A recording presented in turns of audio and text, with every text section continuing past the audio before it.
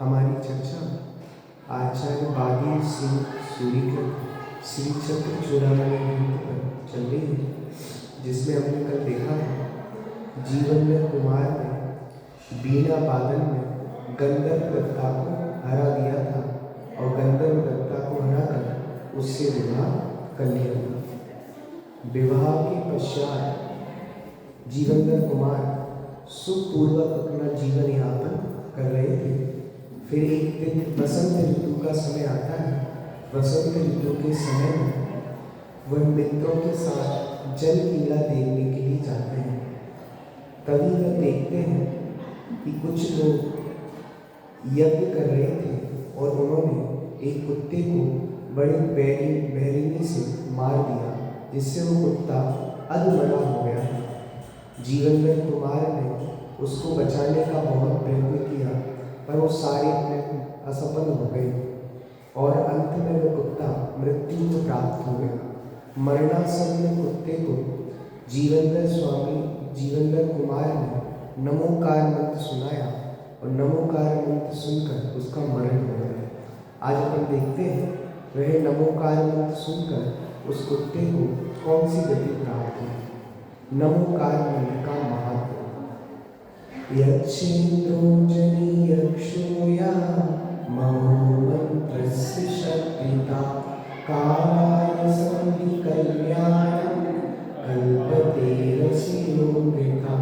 आश्चर्य, यह कुत्ते का जीव मंत्र के प्रभाव से यक्ष जाति के देवों का स्वामी हुआ। मतलब वह कुत्ता मरकर यक्षों का स्वामी देव हुआ, यक्ष जाति के देवों का स्वामी हुआ। निश्चय से अत्यंत काला लोहा भी रस के संबंध से स्वर्ण रूप हो जाता है। देख ही देते हैं, कोई लोहा है उस पर आप अच्छा कलर डाल दो तो कैसे लगने लगता है? सोने के समान लगने लगता है। पीतल भी सोने के समान लगने लगता है। तो ये सब किसका प्रभाव है? रसायन का। ऐसे नमोकार मंत्र के प्रभाव से वह कुत्ता भी मरकर यक्ष जाति के देवों में का स्वामी देखो संलाप।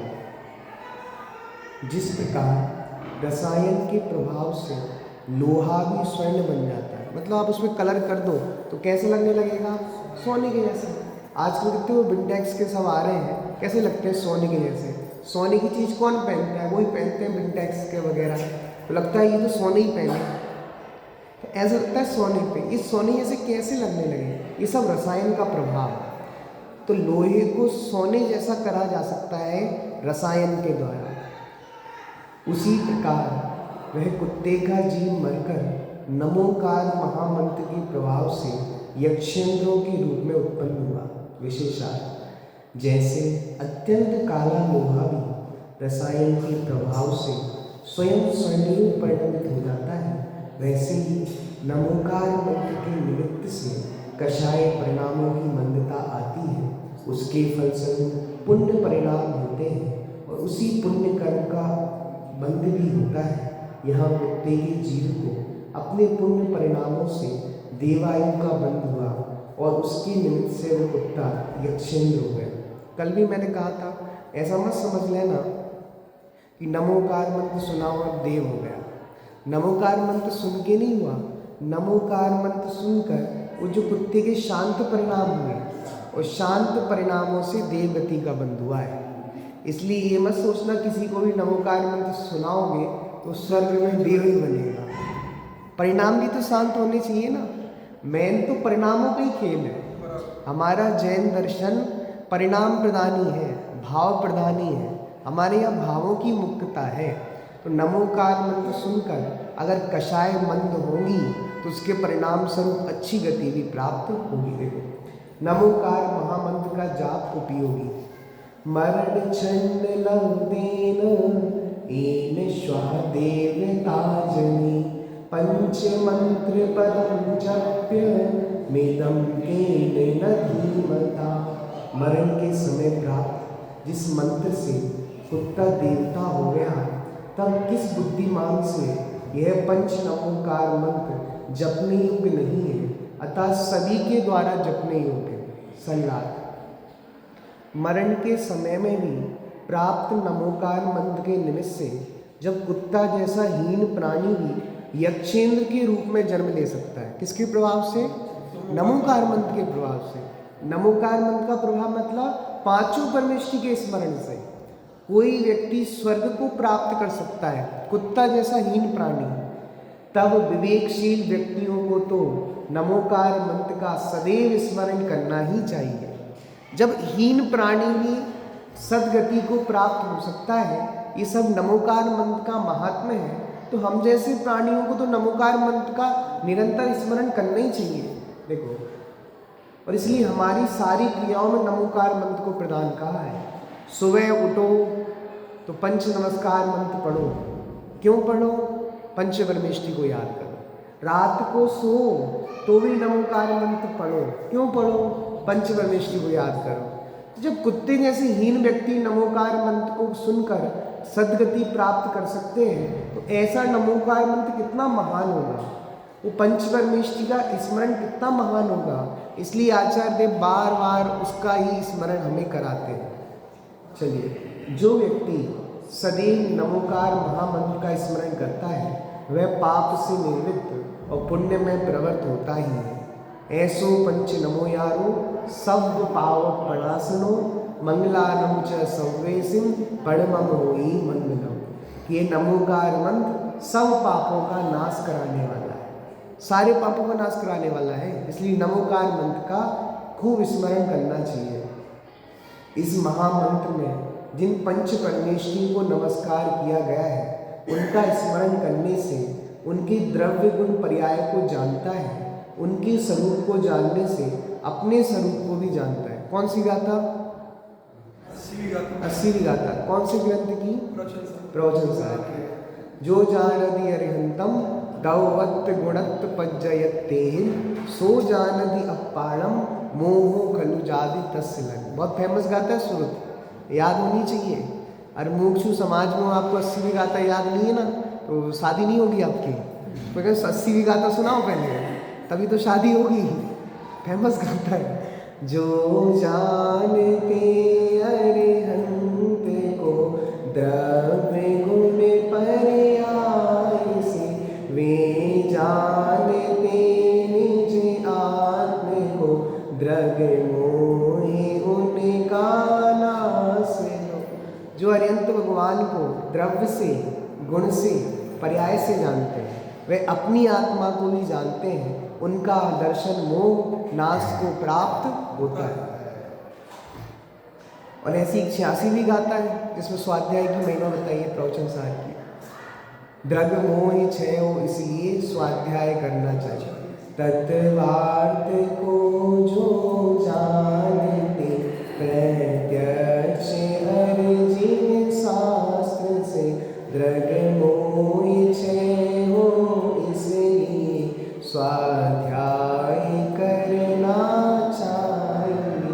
बहुत सुंदर गाथा है। दादा ने उसका पद्यानुवाद किया, प्राकृत में कहा रोज स्वाध्याय करना चाहिए। जिनको दर्शन मोह का नाश करना है, उन्हें क्या करना चाहिए?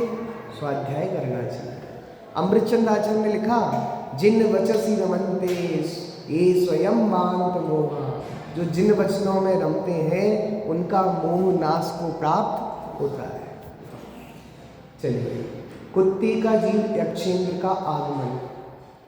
सा कृतज्ञ चरो देवा कृतज्ञत्वात्मदागमन अंतर्पूर्तता पूर्ति दिव्या याहि तनो भवे। वह कुत्ते का जीव देव कृतज्ञता के कारण उसी समय जीवनधर कुमार के पास आया। वो कुत्ते का जीव मर के कौन बन गया? यक्ष जाति का देव बन गया। अब वो देव लौट के आता है, क्योंकि जो उपकार किया है ना जीवनधर कुमार ने, तो उपकार तो बताएंगे भैया तुमने हमें उपकार किया, हम आपके उपकार को कैसे भूल सकते हैं। निश्चय से देवों के शरीर की पूर्णता अंतर्मुहूर्त में ही हो जाती है। कितने में चाचा जी? अंतर्मुहूर्त में हो जाती है। मतलब देव उनकी सैया रहती है, सैया पे जन्म लेते हैं और अंतर्मुहूर्त में ही कोई 21 साल का युवा हो ऐसे जन्म लेते हैं। बालकपना नहीं होता देवों का, बच्चे नहीं होते देव तो जन्म ही युवा लेते हैं और जीवन भर युवा रहते हैं, कभी बूढ़े नहीं होते। देव गति में सिर्फ एक ही अवस्था आती है, युवा अवस्था। हाँ, दोनों अवस्थाएं नहीं आती, ना वृद्ध अवस्था होती ना बुढ़ापा होता। पता कौन सी अवस्था अच्छी है? बालक बच्चे वाली, युवा अवस्था, बुढ़ापे की अवस्था। कैसी अवस्था अच्छी? जब बच्चे होते हैं तो लगता है पापा अच्छे हैं, दुकानी तो जाना है और क्या करना है, हमको होमवर्क भी करना है, नहीं करेंगे तो टीचर मारेंगे, टाइम पे स्कूल जाओ, टाइम पे ये करो, टाइम पे वो। पापा की ज़िंदगी बढ़िया है, कुछ करना ही नहीं है, कोई टाइम टेबल ही नहीं है। थोड़ा लेट भी हो जाए तो कोई दिक्कत नहीं है, हम तो लेट हो जाए तो हमारे टीचर डांटेंगे। और फिर जब युवा अवस्था में आता है बच्चे ही अच्छे थे या तो कितनी जिम्मेदारियां हैं, इसकी संभालो उसकी संभालो, ये करो वो करो। लेकिन वास्तविकता में देखा जाए जहाँ खड़े होते हैं वो दूसरी अवस्था अच्छी लगती है, वो सारी अवस्थाएं दुख में है। तो देव गति में अंतर्मुहूर्त में ही सारी पर्याप्ति पूर्ण हो जाती है। कितनी पर्याप्ति होती है? 6। आहार, शरीर, इंद्रिय, श्वासोच्छ्वास, भाषा और मन। कितनी होती है चाचा जी? भाषा और मन। तो जो मन तो वही श्रुति याद, आहार, शरीर, इंद्रिय, श्वासोच्छ्वास, भाषा, मन, ये 6 पर्याप्ति पूर्ण हो जाती है, तब जीव पर्याप्तक कहलाता है। कुत्ते का जीव यक्षेंद्र अपने उपकारी के प्रति कृतज्ञता ज्ञापित करने हेतु जीवनधर कुमार के पास आया। उसने कहा कि आप नमोकार मंत्र नहीं सुनाते तो हम यक्षेंद्र के स्वामी कैसे बनते, तो हमें आपका बहुत उपकार है, इसलिए हम आपके पास आए। क्योंकि देव गति में अवधि ज्ञान से, क्योंकि देव गति में देवों के शरीर की पूर्णता अंतर्मुहूर्त में ही हो जाती है। देखो विशेषण, देवों का शरीर बैक्रियक होता है। कौन सा होता है? बैक्रियक शरीर किससे कहते हैं? जिसको लंबा कर सकते हैं, चौड़ा कर सकते हैं, भारी कर सकते हैं। हमारा शरीर कौन सा है? औदारिक ही है। तो हमारा शरीर औदारिक है और देवों का शरीर बैक्रियक। मनुष्यों और त्रियंशों का शरीर औदारिक शरीर कहलाता है, देवों और नारकियों का शरीर बैक्रियक शरीर कहलाता है। देखिए, देवों का शरीर बैक्रियक होता है, वह शरीर अंतर्मुहूर्त में ही पूर्णता को प्राप्त हो जाता है, ऐसा नियम है। इस कारण वह कुत्ते का जीव मरकर यक्षेंद्र हुआ और अंतर्मुहूर्त में ही उसके शरीर की पूर्णता हो गई। देवों को अवधि ज्ञान होता ही है, उस ज्ञान से यक्षेंद्र ने अपना पूर्व और जीवनधर कुमार के उपकार को जान लिया। अतः वह यक्षेंद्र नदी के किनारे ही जीवनधर कुमार के पास आ गया। वह नदी के किनारे जीवनधर कुमार खड़े थे ना, वहीं वो आ गया। तो ये बहुत अच्छी बात कहूँ, एक बार बेनाडा जी ने बहुत अच्छी बात कही थी। कोई व्यक्ति मर जाता है ना, और कहाँ गया? मर के देव हुआ। अब देव अंतर्मुहूर्त में सारी पर्याप्ति पूर्ण हो गई विपिन भैया, 21 वर्ष के युवा जैसे हो गए, और देव मरकर सबसे पहले भगवान की पूजा करने चले जाते हैं। तो उन्हें इतनी अच्छी बात कही, हम यहाँ रोते रहते हैं, ये चले गए, वो चले गए, ये हो गया, वो हो गया। वो देव भैया अंतर्मुहूर्त में पूर्ण शरीर हुआ और भगवान की वंदना करने चला गया, और जहाँ रोक लगा दिया आपको। हाँ, और कह दिया 2 दिन तक बहन आपको मंदिर नहीं आने देंगे। वो अच्छे से पूजा कर रहे हैं जाके, जिनके चक्कर में हमारा मंदिर बंद है वो बढ़िया पूजा कर रहे हैं, वो भक्ति कर रहे हैं, और ये कह दिया तुम 2 दिन तक मंदिर नहीं आओगे, तीसरे दिन आओगे। पता है, जो सूतक और पातक की चर्चा में ज़्यादा नहीं जा रहा, नहीं तो आप समय पर चढ़ जाओ। देखो आप पातक भी मान रहे हो कि आपको 13 दिन की मानना है, मानो, पर ऐसा कहीं शास्त्र में नियम नहीं है कि आप 2 दिन तक मंदिर मत आओ। जो रूढ़िवादी परंपरा है सब मान रहे हैं, और परंपराओं से लड़ना हमको आसानी से हो नहीं सकता। तो ये परंपरा है कि 2 दिन तक मंदिर मत आओ, तीसरे दिन मंदिर आओ। वो भक्ति करें, वो पूजा करें, जिसके लिए अब मंदिर आना रुक गया, ये तो बेईमानी है ना, तो सरासर बेईमानी है। वो सब कर सकते हैं और हमारे लिए बंद कर दिया। क्या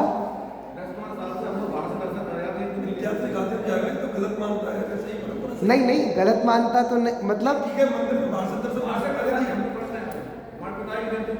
वो तो मैं भी कर जाता हूँ, लेकिन सब तो रोक दिया ना आपने और लोग तो रुक गए ना। वो लोग इतने डरे हुए रहते, मंदिर कर लिया तो पाप लग जाएगा, पाप लग जाएगा। क्या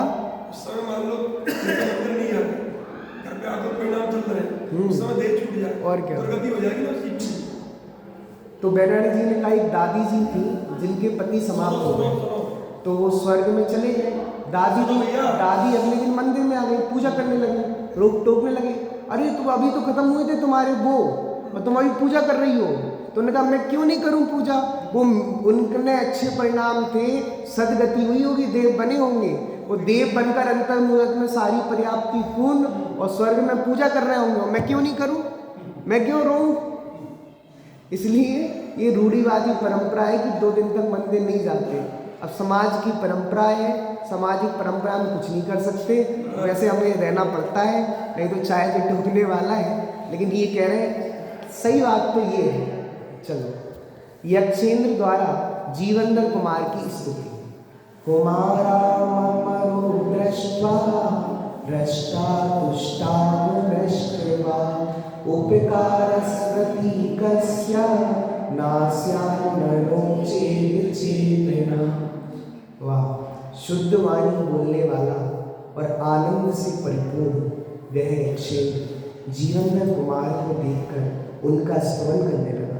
वो कुत्ता मर के देव हुआ और देव बन के आगे करने लगे, आपकी स्तुति कर रहा है कि हे कुमार आप धन्य हो, अगर आप मुझे नमोकार मंत्र नहीं सुनाते मेरे परिणाम शांत नहीं होते, और मेरे परिणाम शांत नहीं होते तो मैं यक्षेंद्रों का स्वामी कैसे बनता। आपका अनंत उपकार है, आपका बहुत उपकार है, जिसके कारण मैं कुत्ते जैसी दुर्गति में था, इतनी निम्न पर्याय में था, और मुझे देव करने की उच्च पर्याय मिल गई। रत्नगण शाक्राचार्य में श्लोक दिया समंत वनाचार्य ने, स्वापि देवोपि देवा स्यात् जायते धर्म किल विसात, कि देव कुत्ता भी मर के देव पर्याय को धारण कर सकता है। जायते धर्म किल विसात, ये धर्म का ही प्रताप है। हाँ, ये धर्म का ही प्रताप है। बताओ, मेढक जैसा जीव जिसकी समंतबद्धाचार्य प्रशंसा कर रहे हैं, समंतबद्धाचार्य से पूछा गया बताओ भक्ति में कौन प्रसिद्ध हुआ, तो उनने किसी का नाम नहीं लिया, उन्हें मेढक का नाम लिया। बताओ, हम सब मनुष्यों के लिए कलंक होने वाली बात है कि नहीं। उन्हें मनुष्यों में एक मनुष्य नहीं मिला जिसने भक्ति श्रेष्ठ की हो, उन्हें भक्ति में श्रेष्ठ वो मेढक दिख रहा है। मेढक क्यों, उसकी भक्ति इतनी उत्कृष्ट थी। कौन कैसी भक्ति थी बताओ। जैसी उसके कानों में पड़ा भगवान महावीर का समोसरण आया है, जैसे पड़ा उसने चल दिया, अपने मुंह में पुष्प दबाए और जा रहा था। वहीं से राजा सैनिक का हाथी जा रहा था, हाथी के पैर के नीचे आया, और ऐसे परिणाम थे कि मैं भगवान महावीर के समोसरण में पहुंच जाऊं। ऐसे परिणामों का फल ये हुआ कि वह मरकर देव हुआ, अंतर मुहूर्त में परिपूर्ण शरीर हुआ और राजा सैनिक से पहले पहुंचे। जायते धर्म किल विसात, ये सब धर्म का ही प्रभाव है। अब मैं बताओ भक्ति में क्यों प्रसिद्ध हुआ। मैं तो ये सोचता हूँ इसलिए प्रसिद्ध हुआ क्योंकि उसने सुना ना, वैसे ही आ गया। हम सुनते ना, अरे अभी तो प्रवचन चल रहे होंगे, अभी तो मंगलाचरण हो रहा होगा, अभी तो भूमिका बन रही होगी, इसलिए समंत आचार्य कहते हम तुम्हारा नाम नहीं लेंगे। क्यों, तुम सुनते हो ना तो कहते वेट करते हो। उसने जैसे ही सुना वो आ गया। पूजन होती ना, पूजन, अभी तो विनय पाठ हो रहा होगा, अभी तो पूजा पीठिका हो रही होगी, थोड़ा आराम से चलते हैं। अरे ऐसे लोगों का नाम नहीं लेंगे वो भक्ति में उन लोगों का नाम लेंगे जो सुनते ही जिनके हर्ष मर जाए, 1 मिनट लेट नहीं होना चाहिए। ऐसी भक्ति जिसके चित्त में होना, बताओ प्रवचन होना हो ना, उसके पहले आके बैठ जाओ, पहले आके सब कर दो व्यवस्थाएं, तो पता है उसका फल होगा, आपका भी नाम लिया जाएगा। भविष्य में जब पुराण लिखा जाएगा ना, तो अभी लिखा जाएगा जम्बूद्वीप के भरत क्षेत्र में, भरत क्षेत्र के आर्यखंड में एक भारत नाम का देश था, उसमें मध्य प्रदेश था, उसमें गुना जिले में आरोन नाम की नगरी में फलाना फलाना व्यक्ति प्रसिद्ध हुआ। अब आपका नाम जोड़ देना टाइम पे आओगे तब। चलो, ये कह रहे हैं शुद्ध वाणी बोलने वाला और आनंद से परिपूर्ण वह यक्षेंद्र जीवनधर कुमार को देखकर स्तवन करने लगा। उपकार का स्मरण किसे नहीं होता यदि अचेतन नहीं हो। वाह, जो व्यक्ति अचेतन हो उसे उपकार का स्मरण नहीं होता, जिसमें चेतना है, जो चेतन है, उसे दूसरों का उपकार आते ही है। बताओ, उपकार बहुत आना चाहिए। जीवनधर कुमार को देखते ही मीठे वचन बोलने वाले यक्षेंद्र को अत्यंत आनंद हुआ। वह जीवनधर कुमार की स्तुति करने लगा, क्योंकि विवेकशील पुरुषों को अपने ऊपर किया गया उपकार सहज स्मरण में आता है। विशेषार्थ कृतज्ञता सभी गुणों में सर्वश्रेष्ठ गुण है। आपके मन में कृतज्ञता है ना, जिसने आपका उपकार किया है उसके लिए आपकी कृतज्ञता है ना, तो ये सर्वश्रेष्ठ गुण है।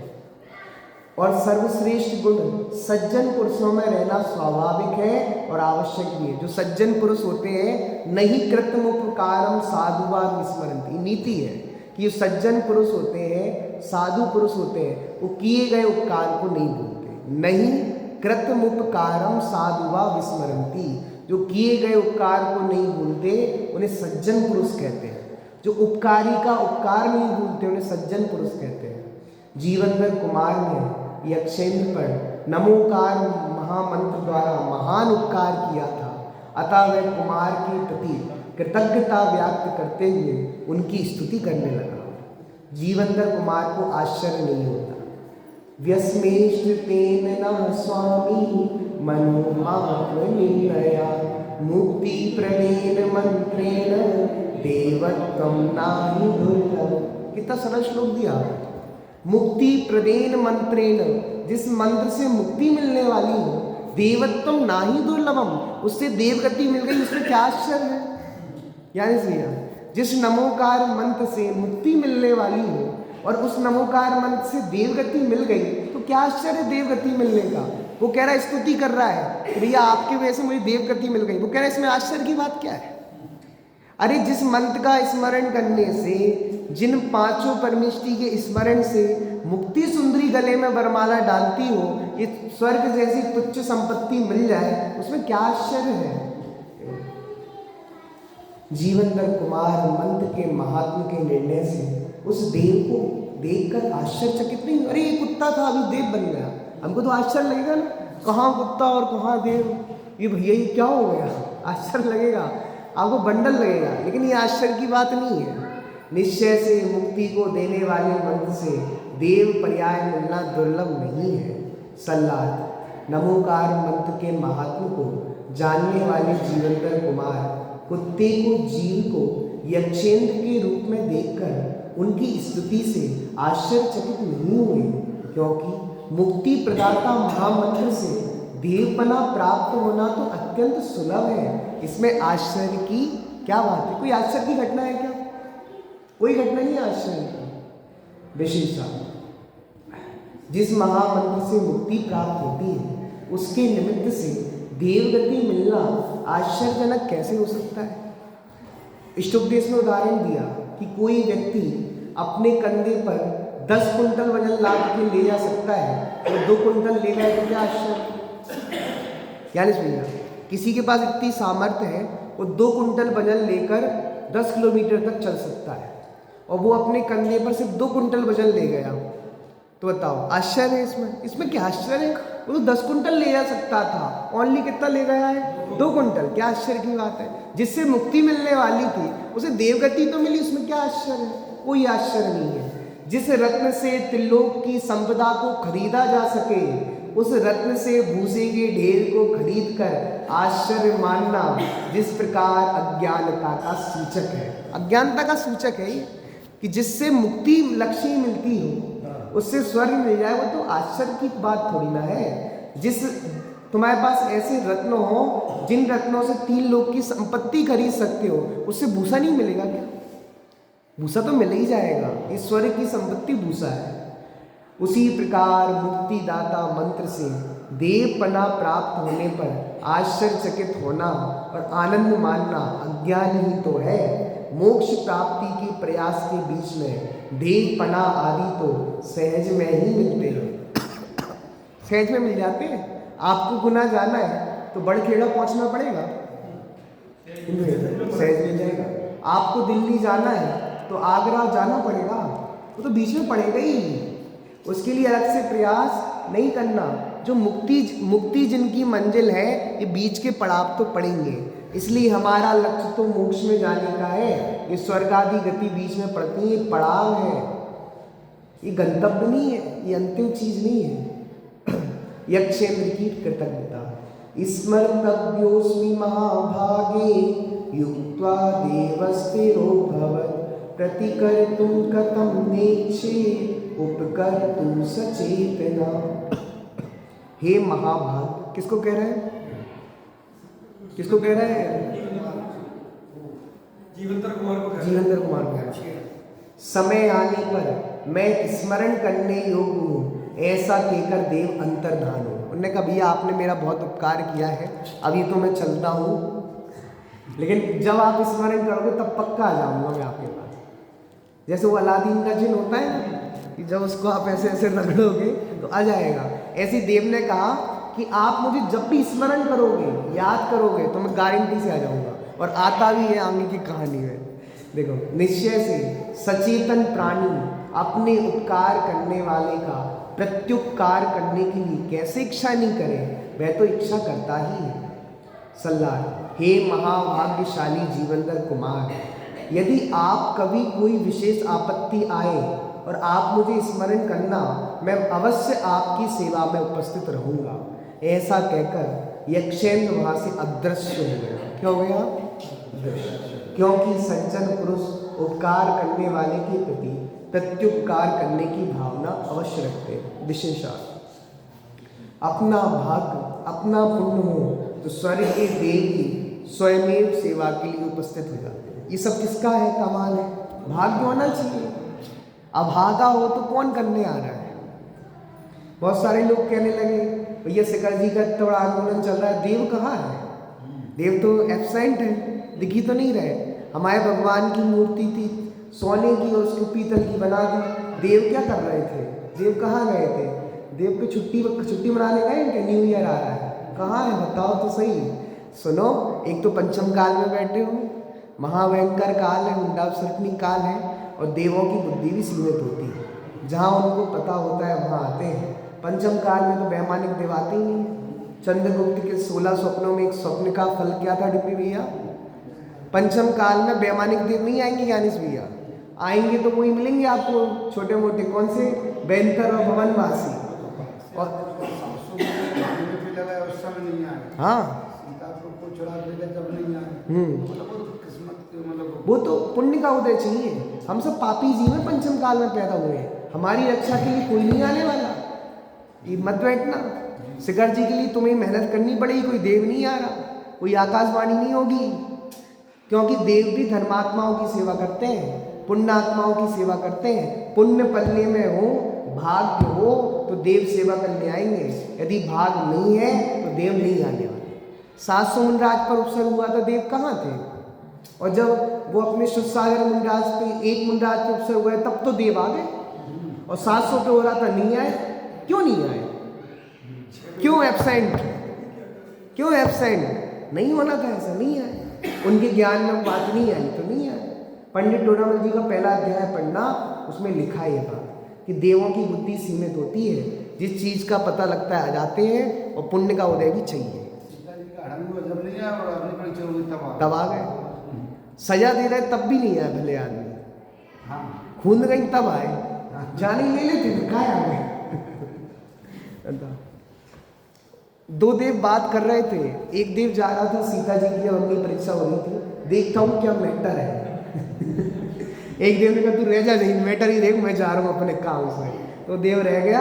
उसने कहा ये तो ये सीता देवी है, ये सती है, इनकी प्रसिद्धि है, ये अग्नि में कूद रही है, जगत में निंदा होगी कि सीलवान स्त्री अग्नि में कूद गई और जल गई। लोग फिर सीता जी पर हजारों वर्षों तक प्रश्न चिन्ह उठाएंगे, ये सती है, इनका नाम खराब नहीं होना चाहिए। तो उसने पानी को भी जल के रूप में परिवर्तित कर दिया, क्योंकि सील का नाम बदनाम होता, सीता जी का नाम बदनाम नहीं होता। हजारों साल तक सील की महिमा गाई जाएगी तो सीता जी को याद किया जाएगा, क्योंकि सील की महिमा देखो कि वो अग्नि भी पानी के रूप में परिवर्तित हो गई। तो ये कह रहा हूँ, शिखर जी की लड़ाई हमें लड़नी पड़ेगी, देव नहीं आएंगे। हम सब पुण्यात्मा जीव नहीं है, पुण्यात्मा होते तो पंचम काल में जन्म ही लेते। पढ़ो, पंचम काल में कौन जन्म लेता है?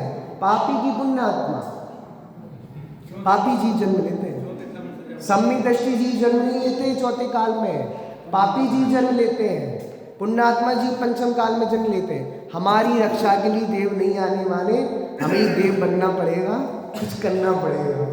नहीं तो लोग कहेंगे न्यूज़ चैनल वाले, कोई मेजर मूवमेंट नहीं है तुम्हारा, अब बनाओ मेजर मूवमेंट। अपना पुण्य बढ़ाओ, विशुद्धि बढ़ाओ, क्योंकि हमें सबका सामूहिक पाप का उदय है ना, कि जितने 45 लाख जैन है सब पे उदय आया है, और आपको सामूहिक विशुद्धि बनाओगे तो सामूहिक पुण्य का उदय होगा। संलेखना के समय तीसरी बात क्यों मान ली थी सुप्रीम कोर्ट ने, और अब क्यों नहीं मान रहा? क्योंकि हमारी अंदर पाप की प्रवृत्ति ज्यादा है ना। यहाँ विषय यहाँ अत्यंत स्पष्ट होता है। जीवंदर कुमार ने यक्षेंद्र के आने के लिए ना तो उसकी भक्ति की थी, ना कोई पूजन आराधना की थी। नहीं, हम तो उनको पूजेंगे, वो आ जाएंगे मत बचाने, कोई नहीं आ रहा बचाने। जीवंदर कुमार को नमोकार मन की श्रद्धा थी। पुण्योदय से यक्षेंद्र को स्वयं कृतज्ञतावश जीवंदर कुमार के प्रति प्रत्युपकार का भाव उत्पन्न हुआ। अतः संकट के समय मात्र अपने स्मरण का निवेदन करके यक्षेंद्र वहां से चला गया। अतएव सर्व प्रकार की अनुकूलता अथवा संकट परिहार के लिए मात्र पंचपरमेष्टि की भक्ति और उपासना करना ही एकमात्र उपाय है। यक्षेंद्र का अपने स्थान की ओर गमन। सारणे चरे देवे तमास्लस्य मुमुर्मु आप्रक्षये जगते तस्मिन् नत्तु प्रस्तुत्य मुच्यते। जीवंदर कुमार को आलिंगन करके, मतलब गले लगा के और बार बार पूछकर उस कुत्ते की जीव देव के चले जाने पर जो वृतांत हुआ उसे कहते हैं। अब उसके जाने पर क्या घटना घटी? जीवंदर कुमार से भेंट करके तथा पुनः पुनः आज्ञा लेकर यक्षेंद्र के चले जाने के पश्चात वहाँ नदी पर जो अन्य घटनाएं घटी उसका वृतांत कहते हैं। देखिए,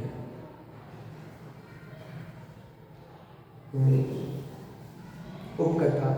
दो सखियों में चूर्ण की लड़ाई। अब पहली शादी तो हो गई, अब दूसरी होगी ना, अब दूसरी घटना आ गई। बताओ, घबराना नहीं है, बस आटी शादी होनी है, ज़्यादा नहीं होनी है। नहीं तो आप पढ़ो, क्यों सुनो, पढ़ो आप हरिवंश पुराण को, कितनी शादी हुई थी उनकी, किनकी? अरे उनके पिताजी वासुदेव की कितनी शादी हुई थी। कहीं इधर से भगा लाए, कहीं इधर से भगा लाए, इधर से लड़ाई हो रही, उधर से लड़ाई हो रही, पढ़ के थक जाओ कि शादी बंद नहीं हो रही इतनी भी है। हाँ, शादी हो रही, बताओ। और फिर छोड़े आए भैया, संभालो, फिर हम राजा बनेंगे तब लेके आएंगे, सबको लेके आएंगे। चलो, दो सखियों में चूर्ण की उत्तम ताक पर ईर्ष्या। चूर्णातम सुर मंजरिया स्पर्धा भूत गुण मालया एकात स्प्रया स्पर्धा नावर्ते तात्र कस्यवा। चूर्ण के लिए सुर मंजरी की ईर्ष्या गुणमाला के साथ हुई। दो सखी थी, एक का नाम क्या है? सुर मंजरी, क्या नाम है? और दूसरे का नाम गुणमाला, तो सुना ही होगा। सुरमंजरी सुनो। निश्चय से इस संसार में एक ही पदार्थ की इच्छा करने से किसी के ईर्ष्या नहीं बढ़ती, अतः सबकी यही इच्छा होती है कि मैं इस पदार्थ को ले लूं अथवा मेरी वस्तु ही दूसरी वस्तु से उत्तम है। देखो, संलाप। गुणमाला और सुरमर्जनी नाम की दो सखियों में अपने द्वारा बनाए गए चूर्ण की महत्ता पर ईर्ष्या उत्पन्न हुई। उनने चूर्ण बनाया, किस किसने? गुणमाला ने और सुरमर्जनी। अब वो दोनों कहने लगे मेरा चूर्ण सबसे अच्छा है, वो एक सखी कहने लगी मेरा चूर्ण अच्छा है। क्योंकि दुनिया में यही नीति है, सब लोग अपनी चीज़ को ही अच्छा कहते हैं। भैया हमने कपड़े कैसे पहने? हमने अच्छे कपड़े पहने। कौन अपनी चीज़ को बुरा कहता है? अपना किया बुरा भाषित नहीं होता, टोटामंदी कहते हैं। खुद ने गुस्सा भी किया हो ना, हमने तो अच्छे काम के लिए किया है। अरे भैया गुस्सा बुरी चीज़ है? नहीं, हमने तो अच्छे काम के लिए किया है, हमने तो अच्छे काम के लिए। अपना किया बुरा भाषित ही नहीं होता इस जीव को, तो अपनी चीज़ तो अच्छी लगती है इसको। तो वो अपना चूर्ण था, सुरमर्जनी कहती है अच्छा है, मेरा चूर्ण अच्छा है, और वो गुणमाला कहती है मेरा अच्छा है। दोनों में लड़ाई हुई, झगड़ा हो गया। मेरी वस्तु ही सर्वोत्तम है, ऐसी भावना वस्तु बनाने वाले प्रत्येक मनुष्य की होती है। हर दुकानदार के पास जाओगे मेरा ही माल अच्छा है, और सब पागल बैठे हैं क्या? नहीं, मेरा ही माल अच्छा है, समझते ही नहीं है। विशेषा दोनों सखियों में विवाद पराकाष्ठा पर पहुंच गया। मेरा चूर्ण ही सर्वोत्तम है, अंदर कषाय परिणाम हो तो अज्ञानी जीव अपनी कषाय की अभिव्यक्ति या पुष्टि के लिए कुछ भी निमित्त बना लेता है। कषाय की पुष्टि करनी, वो चूर्ण तो निमित्त है, अपनी अपनी मान कषाय हावी करनी है। अतः दोनों सखियों ने चूर्ण की श्रेष्ठता को अपनी मान कषाय का निमित्त बना लिया और दुखी होने लगी। दोनों सखियों में हठ पूर्वक हार जीत की सब। उनने कहा देखते हैं किसका चूर्ण अच्छा और किसका चूर्ण बुरा। चलो, माँ भूत पराजीता स्नाता नायते वारिणीति वै संगिराते स्मृते सत्यो मात्सर्यात् किं न नश्यति। उन दोनों सखियों ने हारी हुई नदी के जल में स्नान नहीं करने की प्रतिज्ञा ली। बता रहे सब बता रहे। मात्सर्य ईर्ष्या भाव से क्या नाश नहीं होता, अतः सभी कार्य नष्ट हो जाते हैं। ईर्ष्या करने वाला क्या नष्ट नहीं कर देता? आपने उस पड़ोसी की कहानी सुनी होगी ना, कि ब्रह्मा जी ने आशीर्वाद दिया जाओ हम तुम्हारी तपस्या से प्रसन्न हैं। तो ये क्या वर मांगते हो? महाराज जो आपको अच्छा लगे सो दे दो। तो ब्रह्मा जी ने कहा जाओ हम तुम्हें वर देते हैं कि एक चीज़ तुम मांगोगे वो तुम्हें मिलेगी और पड़ोसी को तुमसे दुगनी मिलेगी। उसने कहा एक गाड़ी मिल जाए तो उसको 2 गाड़ी आ गई। इसने कहा एक घर हो जाए उसको 2 घर हो गए। तो अभी तो ईर्ष्या करता था, उसने कहा मेरी एक आंख फूट जाए, पड़ोसी की 2 फूट गए। उसने कहा मेरी एक पैर टूट जाए, उसके 2 पैर टूट गए। उसने कहा मेरा एक हाथ टूट जाए, उसके भले आदमी तेरा हाथ पैर सब टूट गया, वो अंधा हो गया तू भी काना हो गया, उसके दोनों चले गए तू भी लंगड़ा हो गया। समझ में ही नहीं आता ईर्ष्या इसको क्या नहीं करा देती है, बहुत गंदा है। कषाय के अभिभूत होकर दोनों सखियों ने हठ पूर्वक ये शर्त रखी, जो हार जाएगी वह इस नदी में स्नान नहीं करेगी। जीवेंद्र कुमार भी उस नदी के पास थे, क्योंकि ईर्ष्या भाव से जीवों में संतोष आदि सभी गुणों का नाश हो जाता है। विशेषात गुणमाला और सुरमंजरी ने चूर्ण की श्रेष्ठता का निर्णय कराने का निश्चय किया। अब भी अपने अपने चूर्ण की परीक्षा कराएंगे। जिसका चूर्ण श्रेष्ठ नहीं है ऐसा निर्णय होगा वह हारी हुई मानी जाएगी तथा नदी में स्नान भी नहीं करेंगे। ऐसी दोनों ने हठपूर्वक प्रतिज्ञा कर ली। अपन देखते हैं कल चूर्ण की परीक्षा होती है और किसका चूर्ण सर्वश्रेष्ठ बैठता है, फिर किसका लिंग जीवेंद्र कुमार से मिलता है। आगे चर्चा अपन कर लेंगे। सहजा